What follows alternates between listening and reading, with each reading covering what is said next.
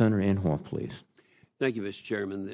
The recent emergency supplemental provided an additional $3 billion to support Ukraine, backfill our allies, and invest in United States stocks dedicated to this effort. General Walters, you have indicated that EUCOM needs significant increases to sustain efforts to deter Russia, including through the European Deterrence initiative that the Biden administration cut last year. Okay, General Walters, credible deterrence only works when you have a strong national defense backing of our words. And President Biden's warnings to Putin clearly failed to stop this in his invasion. Russia's actions are a wake-up call for this administration and for Europe, and Russia remains a significant threat.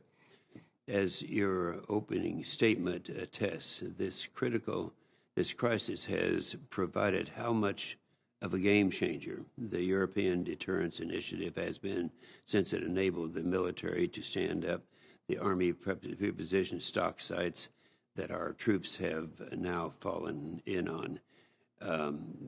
Can you expand upon how critical those sites have been to enable our troops to surge in Europe over the past few weeks? Senator Inhofe, to take a armored brigade combat team and launch it from the continental United States and put it on European turf and have the tanks that comprise that brigade combat team to shoot, move, and communicate and fire on range in 1 week is an amazing accomplishment. And that was facilitated by those Army preposition stocks, and it was practiced in previous exercises, which are very expensive and part of the EDI fund. So I would just say that when we've demonstrated to the European community and to the NATO community and to the world how well we can shoot, move, and communicate and transition a large force from CONUS to Europe at that pace is something that demonstrates the great value of EDI.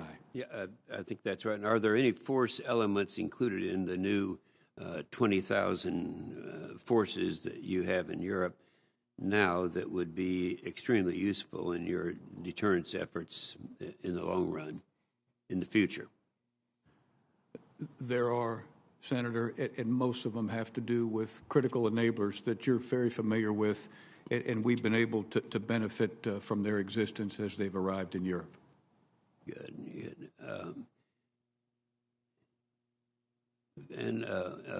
General Van Ovost, strategic lift refers to the ability to transport personnel, equipment, and stores from the continental United States to operational theaters around the world. General Van Ovost, as we discussed in my office, could you further describe the current readiness of the Sea Lift fleet? Thanks, Senator. Look, the Sea Lift fleet is critical to our execution of our plans. They move 90% of the cargo in wartime.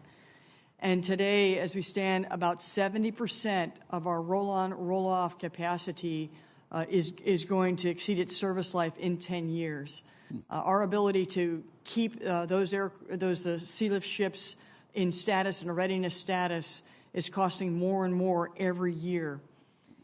So it's been imperative that we embark upon the Sea Lift recapitalization program, for which I'm grateful for the appropriation and the authorization, which will get us up to 4 used ships, and then we are going to work with the Navy to get beyond 4 up to 9 as they submit their Sea Lift build plan, and hopefully that will satisfy the requirements so we can continue to purchase Sea Lift when the favorable conditions are occurring right now in the market. That's good, and I think they will. Thank you, Mr. Chairman.